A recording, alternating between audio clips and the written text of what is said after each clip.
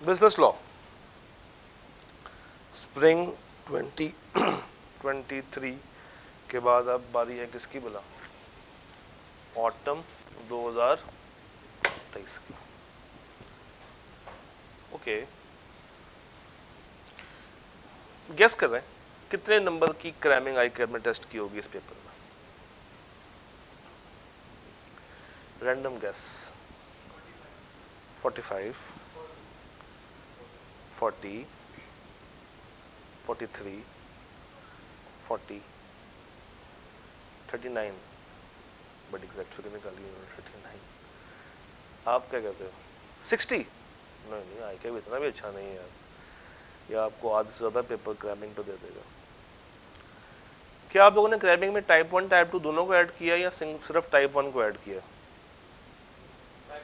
सिर्फ टाइप 1 को ऐड किया होगा। मेरे हाथ में पेपर है और इसका एनालिसिस ये कहता है कि टाइप 1 में हमारे पास 31 नंबर के सवाल, 31। टाइप 2 25, ऐड करें ज़रा,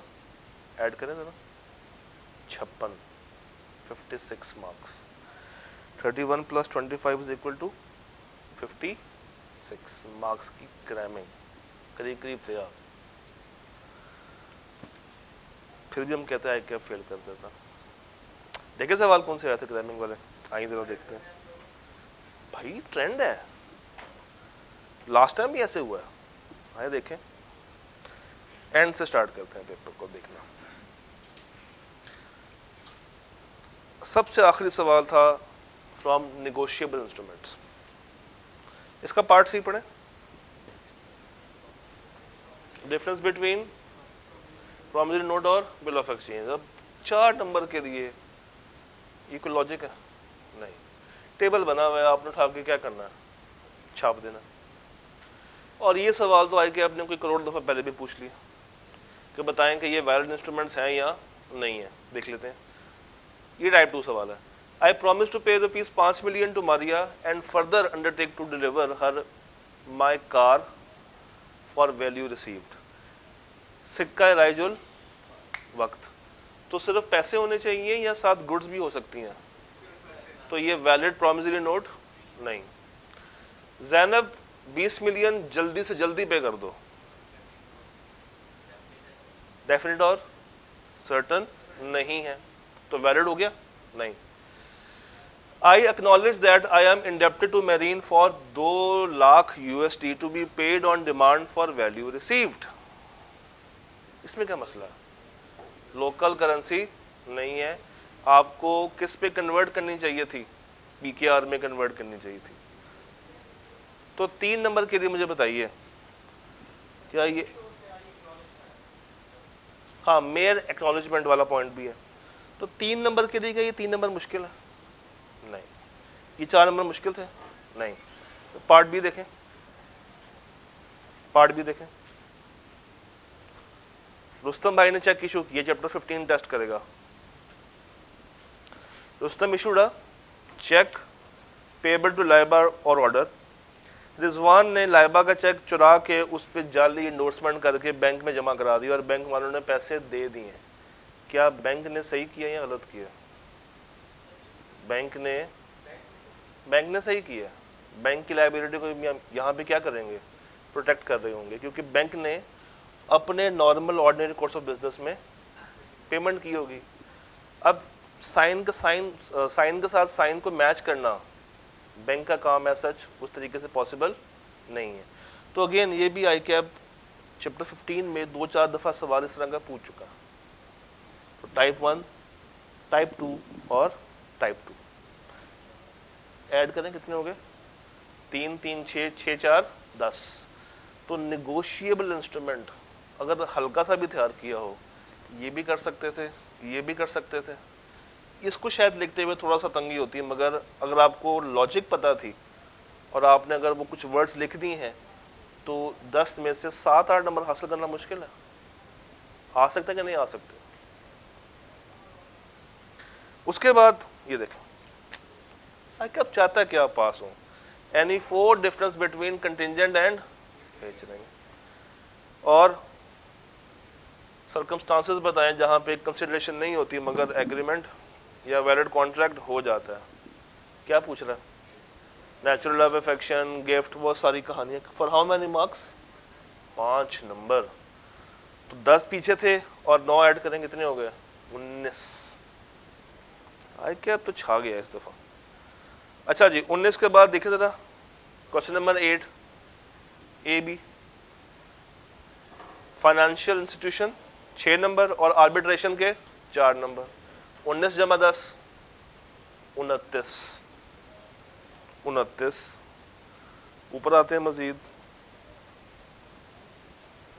6 का पार्ट बी देखें।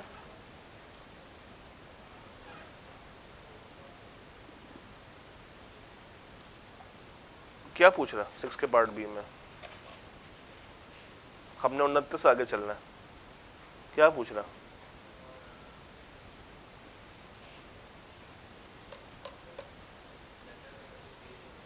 चैप्टर कौन सा है? चैप्टर बताएं। चैप्टर 11 में एक लिस्ट दी हुई है कि जिनको आप प्रॉफिट शेयर करते हैं, इसका ये हरगिज मतलब नहीं है कि वो आपके कौन बन गए हैं? पार्टनर बन गए। तो ये सवाल मेरा ख्याल से 4-5 दफ़ा आई के आपने पूछ लिया होगा, 2 नंबर, 3 नंबर, 4 नंबर, 5 नंबर के लिए। यहाँ पे for how many marks? 3 marks. Minor वो सारे, हाँ हाँ बोलो माइनर। आप पूरी लिस्ट लिख लें, 6 पॉइंट्स हैं वहाँ पे 3 नंबरों के लिए। तो कितने मार्क्स थे अभी तक? 29 प्लस 3 32। अच्छा जी, ये पार्ट बी ज़रा पढ़िएगा, बड़ा मज़ा आएगा आपको पार्ट बी पढ़ के।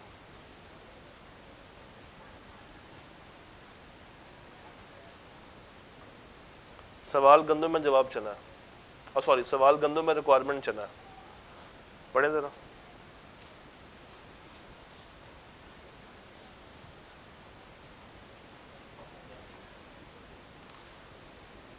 ऊपर उसने कोशिश की है कि वो कहानी बनाए, मगर रिक्वायरमेंट क्या है? आइडेंटिफाई द पॉसिबल सिचुएशंस जब ऑफर को रिवोक किया।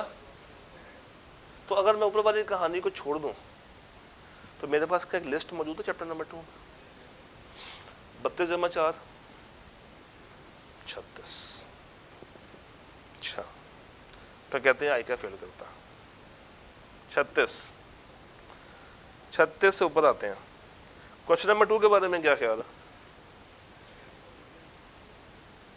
5 नंबर का रटा।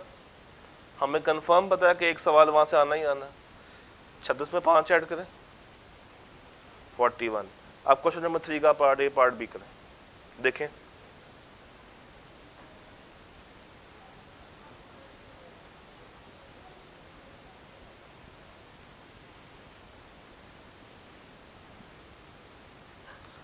राइट्स एंड लिमिटेशंस पूछ रहा है किसकी? माइनर की। अब पार्ट बी।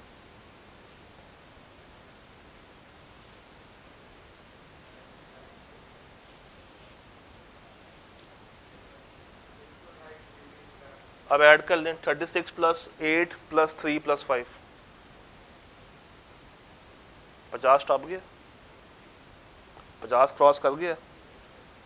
अब बताएं क्यों हम लोग फेल होते हैं? क्या पता है इस पेपर का पासिंग परसेंटेज क्या है? गेस करें कितनी है?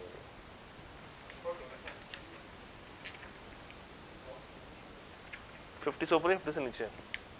50 से ऊपर, 30, 50, 30।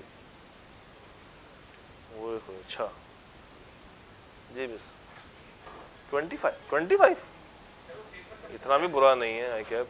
हाँ जी, ये भाई बहुत करीब चले गए थे। 43%, 43%। और पासिंग परसेंटेज क्वेश्चंस में क्या है? 62, 55, 45, 46, 32, 46, 71, 50। 2 सवाल ऐसे हैं जहाँ पे बच्चों ने 20% से कम मार्क्स स्कोर किए। अभी देखते हैं कौन से। एक क्वेश्चन नंबर 4 जिसमें 18% बच्चे पास हुए, और एक क्वेश्चन नंबर 7 जिसमें 7% बच्चे पास हुए। अगर हम 2 सवालों को ना भी देखें तो क्या ये 50 नंबर में से आप 40 भी नहीं निकाल पाएंगे यहाँ? अगर आपने, अब विदाउट एमसीक्यूज है ये अभी तक, ये 50 नंबर क्या पास करवाने के लिए काफ़ी नहीं है आपको? हैं कि नहीं है? मिस हैं कि नहीं है? तो फिर कब से पढ़ाई करनी शुरू करनी? कल से। ये कल कब आएगी? ये कल आप लोगों ने कहना है पेपर के बाद जो कल आ रही है ना, डेफिनेटली मैंने वहाँ से तैयारी करनी शुरू कर देनी है। आज जरा एमसीक्यू उसका चक्कर लगा के आते हैं ताकि आप थोड़ा एक्टिव हो। मुझे बताइए फर्स्ट का आंसर क्या होगा? सोचें।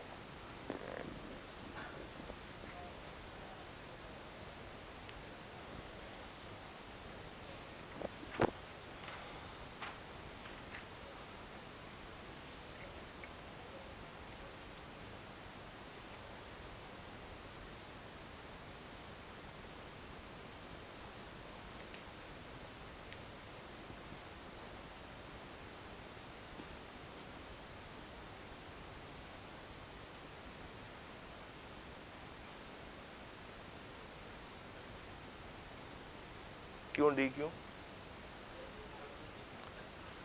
ये पहला सवाल, क्या पर्सनल नेचर का था या नहीं था? क्या ये कॉन्ट्रैक्ट पर्सनलाइज नेचर का है या नहीं है?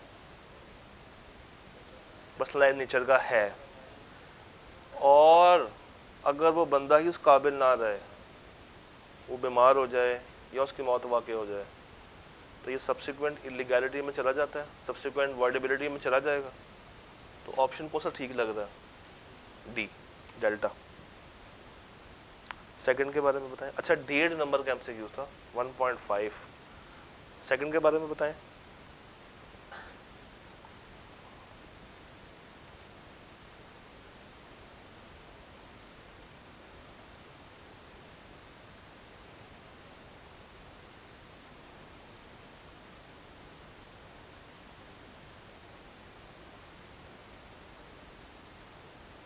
ए अल्फा। थर्ड देखें।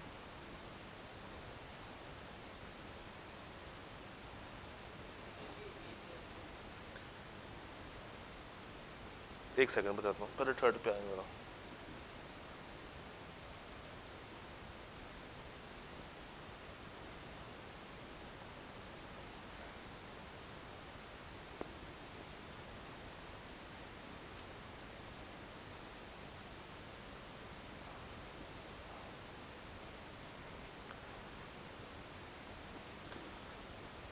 ये ईदर का मतलब क्या होता है? What is either? दोनों में से कोई एक, यानी कि ऑल्टरनेट। अब पढ़े।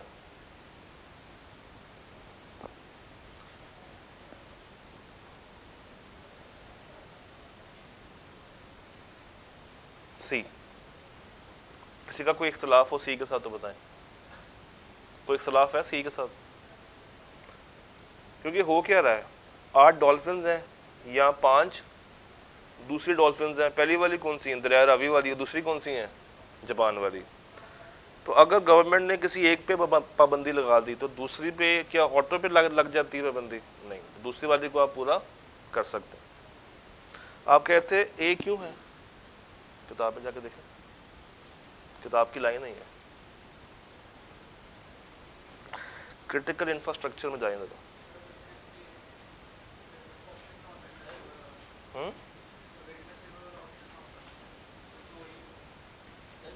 हाँ फिर ये हो तो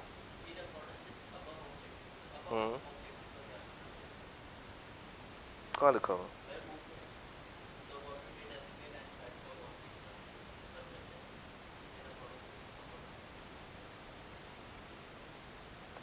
आप तब तक ये करें 4, 5, तब तक मैं भाई का सवाल देखूं।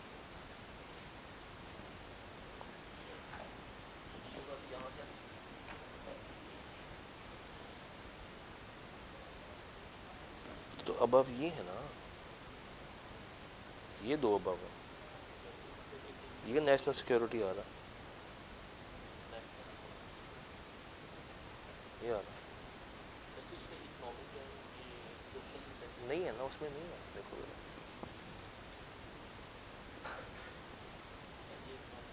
दिखाओ, फैंस। ये फैंस क्या?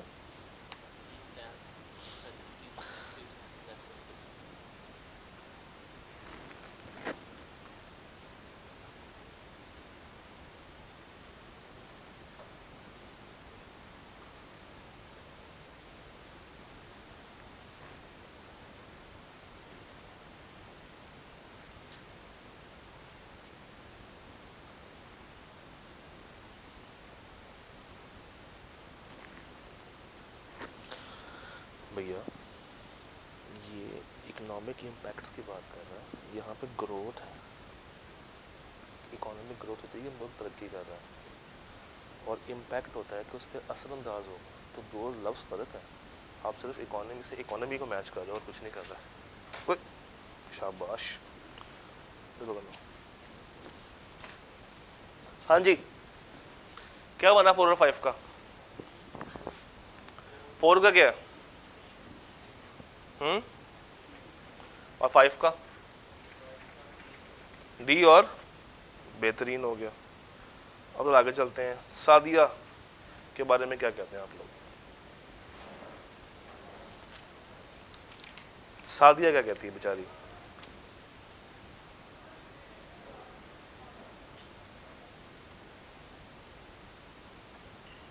This is an interesting one.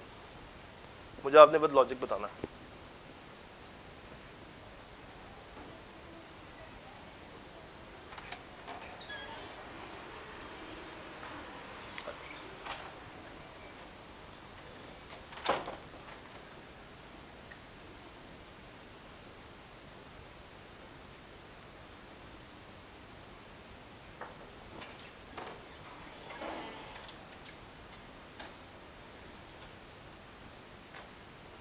Ji Sadia.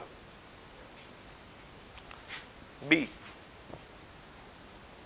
Interest का वर्ड क्यों यूज किया आपने? Sadia sold leather garments worth ₹5 lakh to city with an agreed payment date of, ये कम अगस्त। सिटी ने कहा था कि मैं तुम्हें पैसे कब दूंगा? ये कम अगस्त को। However, CT missed the payment, causing Sadia to be unable to settle her own 5 lakh debt to Ash Leathers.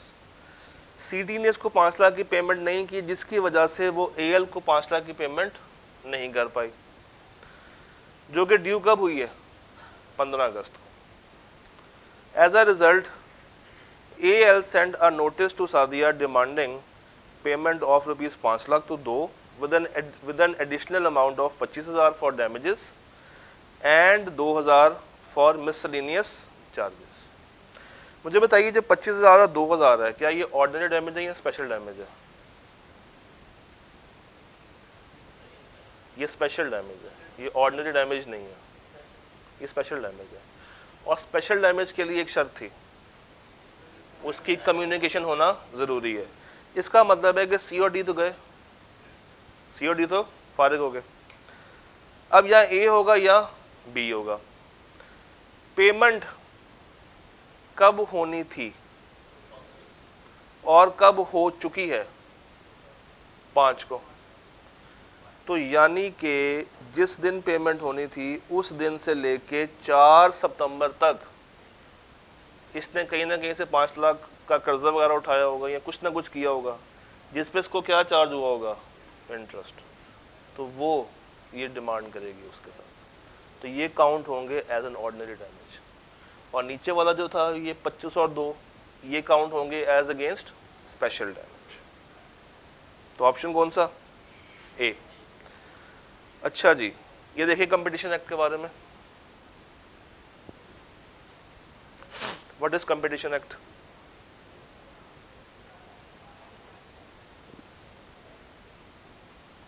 इनमें से क्या डिसेप्टिव मार्केटिंग टैक्टिक नहीं है? Beta, good. चले, फहद और आलिया के बीच में एक मसला चल रहा है, इसको सॉल्व करवाएं।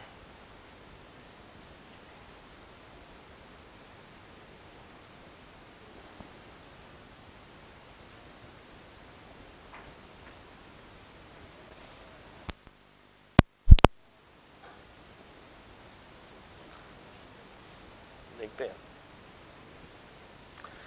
फहद ने ईमेल किया आलिया को और ईमेल करके एक ऑफर की है to sell his brick factory for rupees how much? 15 lakh. और रिक्वेस्ट की कि तुमने क्या भेजना है? Signed letter of acceptance. कब तक जाना चाहिए? 5 जुलाई तक। 4 जुलाई को आलिया ने फहद को ईमेल कर दी, जिसमें उसने कहा कि मुझे एक्सेप्टेंस तो है और मैं तुम्हें लेटर नहीं लिख सकती क्योंकि मैं जंगलों में ट्रैवल कर रही हूँ।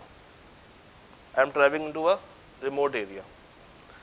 फहद ने आलिया की ईमेल तो पढ़ ली उसी दिन, मगर उसको रिप्लाई नहीं दिया, और फहद को 4 तारीख पे उसका साइंड लेटर भी मौसूल हो गया। फहद ने जो कंडीशन डाली थी कि मुझे तुमने रिटर्न फॉर्म में भेजना है, दूसरी पार्टी ने वो कंडीशन पूरी नहीं की, जिस पे फहद ने कोई मज़ीद एतराज़ नहीं किया। क्या मैं कह दूं कि उसने उसको इम्प्लाइड एक्सेप्टेंस दे दी है क्योंकि उसने उसको इंसिस्ट नहीं किया? तो ऑप्शन बता दें फिर, डेल्टा। इसमें कोई इशू? Partnership,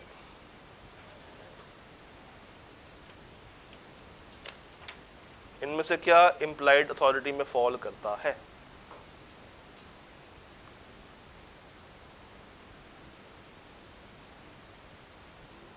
beta. चले मुझे पहले ये बताएं 11 12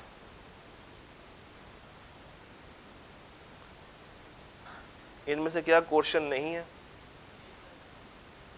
क्यों? कहीं पे भी हुआ, हाँ बिल्कुल। और 12th, इनमें से कौन सा वॉइड एग्रीमेंट है?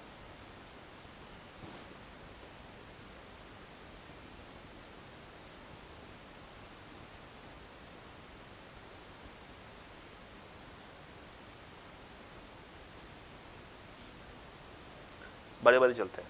Farha verbally agrees to compensate her brother Shahid for her hospitalization खर्चा paid voluntary by Shahid on her behalf. ये कौन सा? ये पास वॉलंटरी सर्विसेज है।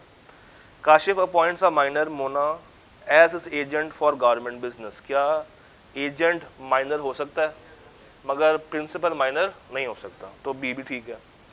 After death of Fatima's parent, उसके जो गार्डियन थे, sign an agreement for good consideration under which Fatima can not be married till she is a minor.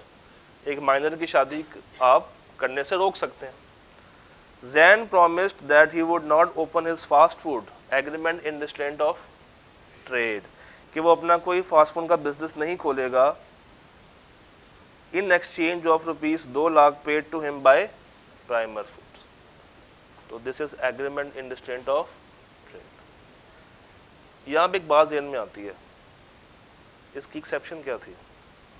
Goodwill. तो ये 2 लाख लेके क्या उसने गुडविल बाय की है? नहीं, ये 2 लाख के अगेंस्ट उसने गुडविल बाय नहीं की।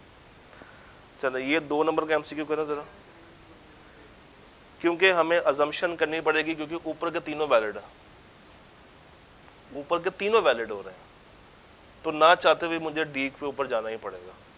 द मोस्ट करीब करीब इज डी। हाँ, तो यहाँ पे क्या हो रहा है ना? Primer foods, fast foods, food चल रहा है, फूड चल रहा है। ये करने जरा मार्बल रिजॉर्ट्स,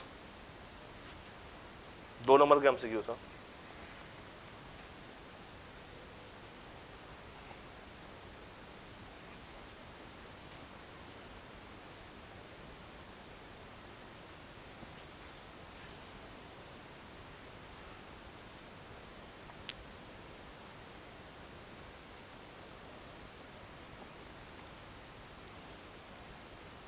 मुझे अपने अमाउंट बतानी है।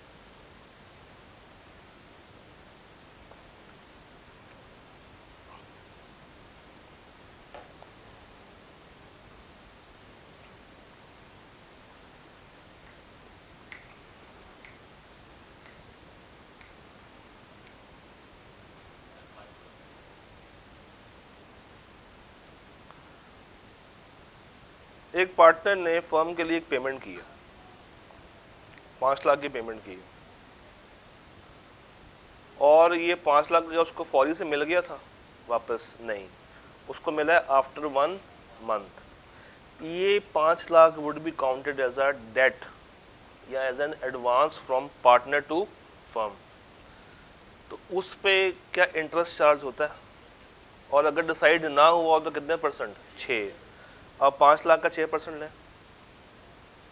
30,000, मगर ये तो पूरे साल का होगा। डेट कितने टाइम तक रहा है? तो इसको 1/12 से मल्टीप्लाई करें, 2500 2500 2500 भी मिलेगा, 5 लाख भी मिलेगा, कितने हो गए 5,02,500। तो यहाँ तक तो हम पहुँच गए हैं। अच्छा, उसके बाद ये जो 12,500 है, इसके बारे में देखते हैं क्या कहानी है। Salman, but also for the credit card charges, credit card charges, अगर तो ये चार्जेस सिर्फ उसी वक्त पड़े हैं जिस वक्त इसने ये प्रोजेक्टर बाय किया है, तब तो इसका पार्ट बन जाएंगे। और अगर ये 12,500 के अंदर इसके अपने भी चार्जेस हैं जो इसने अपनी पर्सनल परचेजिंग की है, फिर ये पूरी की पूरी फिगर इसका पार्ट बननी नहीं चाहिए। तो यहाँ पे क्या करूँ मैं, 5,2,500 पे जाऊँ या 5,15,500 पे जाऊँ? मुझे 5,15,500 पे जाना पड़ेगा, ये अजम्पशन लेके कि ये जो 12,500 है ये स्पेसिफिकली कब चार्ज हुआ होगा, जब इसने उस प्रोजेक्टर की पेमेंट करने के लिए अपना क्रेडिट कार्ड स्वाइप किया हो।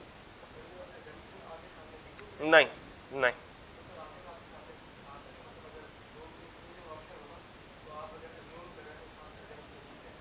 आई कैब हमने उस दिन पढ़ा था कि आई कैब ने कहा था कि जनाब आप 2 बातें ना लिखें या 2 ऑप्शंस ना लिखें। हाँ,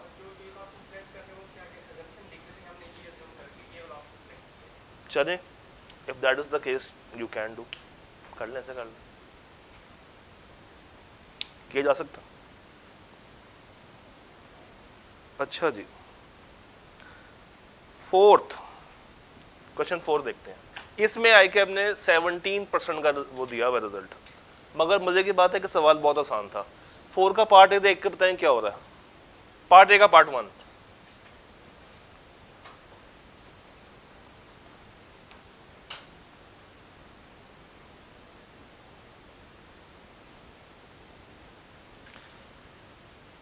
पार्ट ए का पार्ट 1,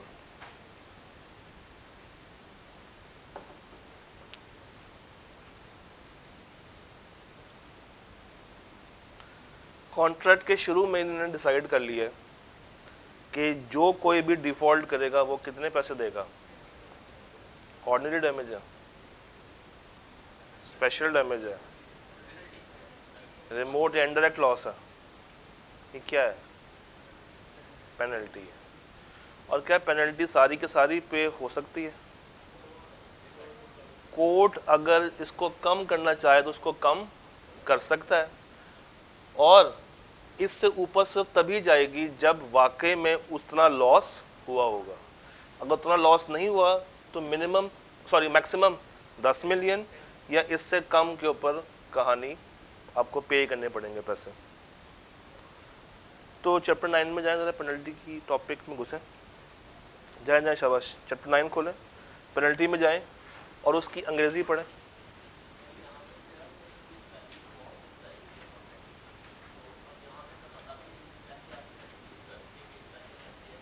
नहीं, जब आप चीज़ शुरू में तय कर लेते हैं ना, फॉर्मेशन के टाइम पे तय कर लिया कि अगर कोई भाग जाएगा तो वो इतने पैसे देगा, वो हमेशा पेनल्टी होती है।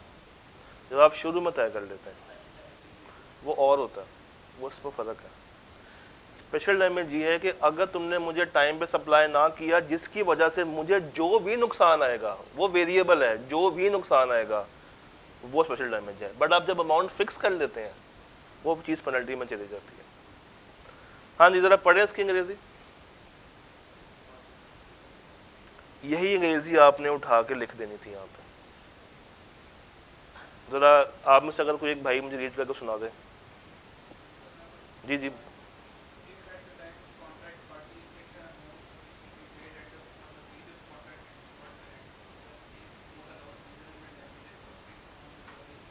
ठीक है, तो ये आपने उठा के लिख देनी थी। पार्ट 2 देखें, और मुझे आपने बताना इसका आंसर चैप्टर 8 का या 9 का।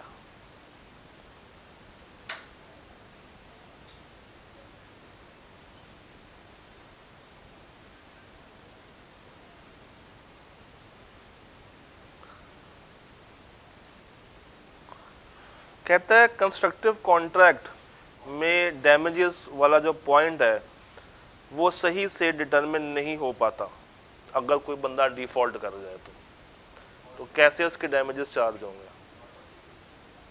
चैप्टर 8 खोलें, चैप्टर 8 का बिल्कुल आखिरी लाइन देखें जाके, चैप्टर 8 में आपको नजर आएगा, अगर किताब में फर्क ना हो तो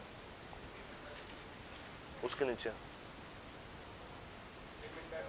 सॉरी 9 में जाए, 9 में जाए, 9 का एंड देखें,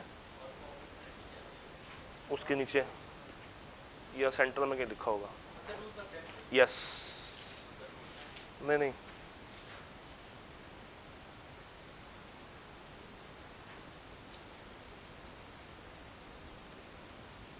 बुक पूरी, ये अदर रूल्स में लास्ट लाइन पढ़े जरा,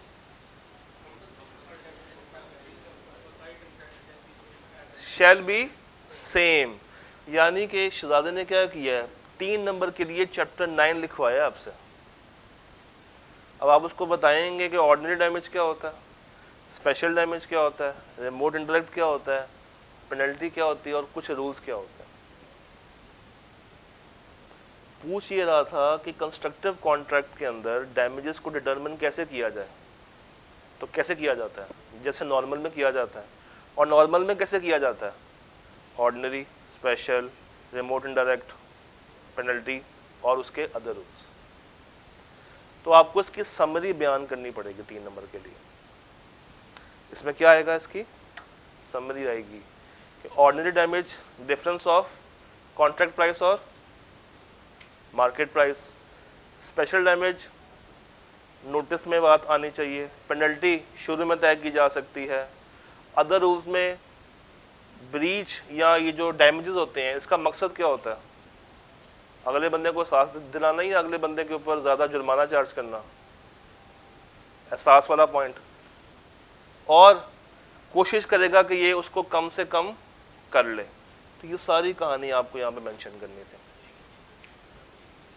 सर लिखनी पड़ेगी। अब क्या करें, आए कि आपने पूछ लिया, जहाँ पे वो 50 नंबर का रट्टा पूछ रहा है वहाँ पे 3 नंबर की ज्यादती नहीं करवा सकता आपसे, थोड़ा बहुत तो कर लें, कोई ऐसी सिंपल सी बात नहीं है। अच्छा जी, ये पार्ट बी देखें, वो जंगल का बादशाह वो कुछ भी टेस्ट कर सकता है, पार्ट बी देखें।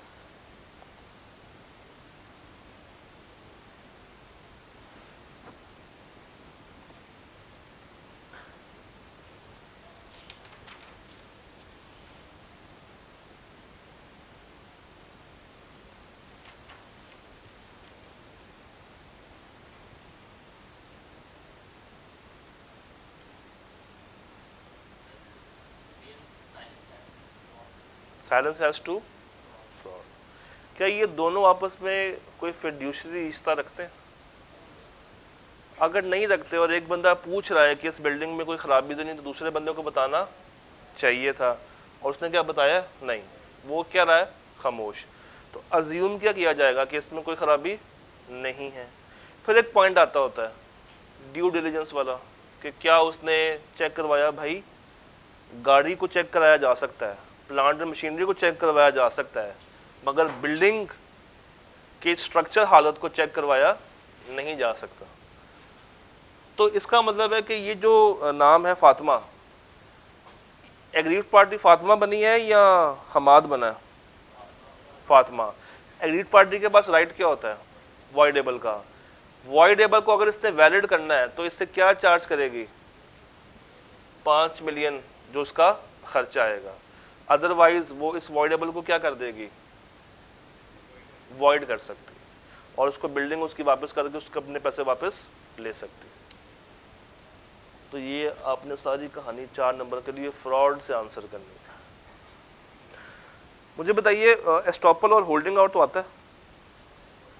ये सवाल देखिएगा 6 है।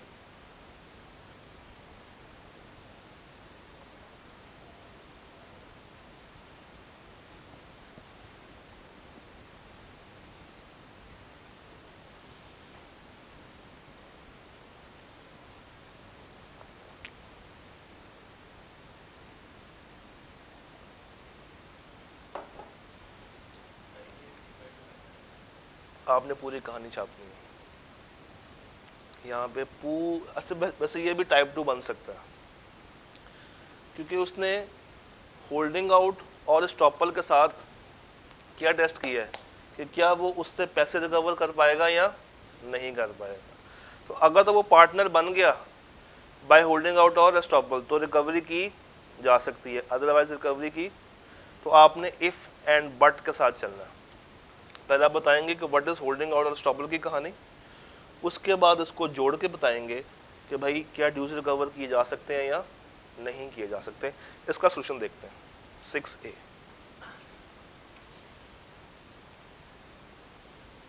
6A, ये पढ़े तो 6 है।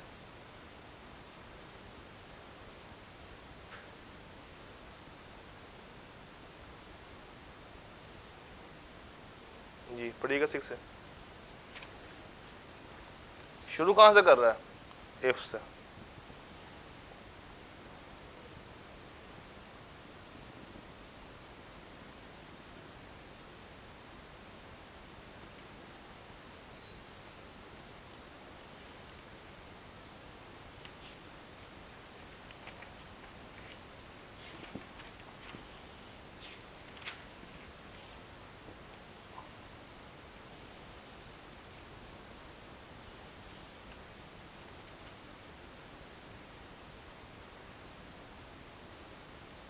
पहले वो बता देंगे अगर पार्टनर बन गया तो क्या होगा और अगर पार्टनर नहीं बना तो क्या। ये सवाल क्लियर हो रहा है? श्योर? पक्का? फिर भी पढ़ लेंगे तो।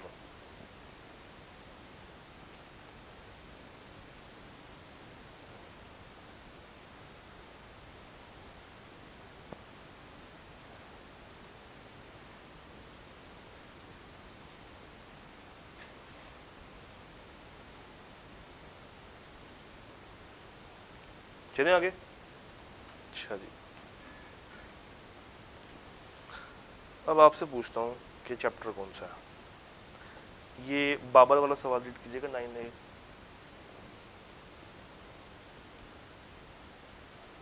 मुझे चैप्टर, टॉपिक और आंसर बताना आता है।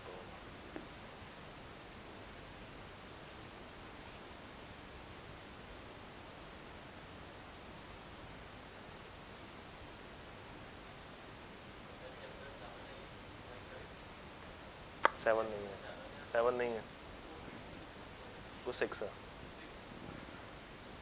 चैप्टर 6 में तो इसमें तीनों बातें बल्कि चारों बातें बतानी है। पहला राइट किसके पास होता है?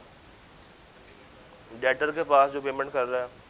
अगर उसने बता दिया है तो क्रेडिटर को वही फॉलो करना पड़ेगा। अगर नहीं बताया तो राइट किसके पास जाएगा? क्रेडिटर के पास। वो अपनी पसंद से चार्ज कर सकता है, मगर किसको माइनस नहीं कर सकता? डिस्प्यूटेड को। और किसको माइनस कर सकता है? टाइम बार्ड को। क्या इसके लिए ज़रूरी है कि ये ऑर्डर ऑफ टाइम पे आए? नहीं। अगर ये भी कुछ ना करे फिर ऑर्डर ऑफ लॉ, और वो कहता है टाइम के ऊपर है। तो ये कहानी 4 नंबर के लिए छापनी थी। ओवरऑल देखा जाए तो पेपर मुश्किल नहीं है अगर आपने अच्छी तैयारी की हो और अगर आपने एक अच्छे लेवल के ऊपर प्रैक्टिस भी की हो तो ये ऑटम टेस्ट का पेपर मुश्किल नहीं था, या था? आई डोंट थिंक सो कि ये मुश्किल था। अच्छा जनाब, हम लोग 7 से नज़रें चुरा रहे हैं अभी इस वक्त, और हमारा यही रह गया ना 5, इसके अलावा। हाँ 5 ही रह गया। देखें ज़रा 5 के बारे में क्या ख्याल है आपका? 5 का बी हो गया, वह 5 का ए देखें। हाँ उससे आसान है क्योंकि उसमें 2 सवाल बड़े औखे थे, वो पी कैड वाला और एक और था। 5 का ए देखें।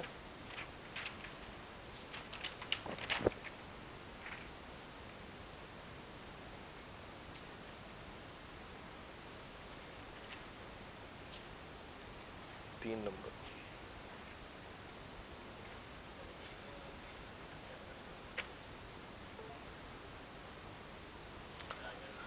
भाई अगर प्लेस मेंशन ना हो तो प्लेस कौन सी होती है? बिजनेस प्लेस होती है ना। और अगर टाइम मेंशन ना किया हो तो रीजनेबल टाइम। तो ए को आंसर कर लिखेंगे आप? यस कह सकते हैं।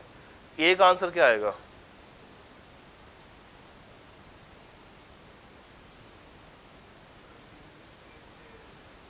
बिजनेस प्लेस पे यूजुअल बिजनेस आवर्स के ऊपर उसको डिलीवर करना चाहिए था। अच्छा, पॉइंट 2 देखें।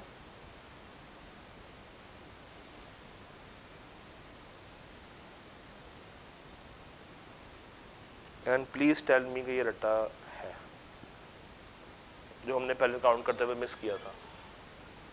Is this cramming? Is this cramming? अगर मैं इसको गायब कर दूं तो ये क्या पूछ रहा है? Valid essentials for offer of performance या टेंडर, चैप्टर 6 की शुरू वाली बात है। तो हमने 56 नंबर शायद काउंट किए थे।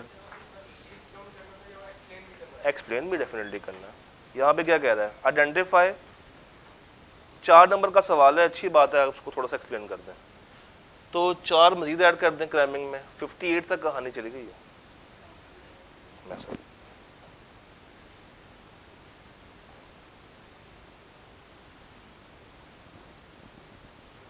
ओ सॉरी, ये नहीं, ये अनकंडीशनल, वही 5-6 बातें जो थी।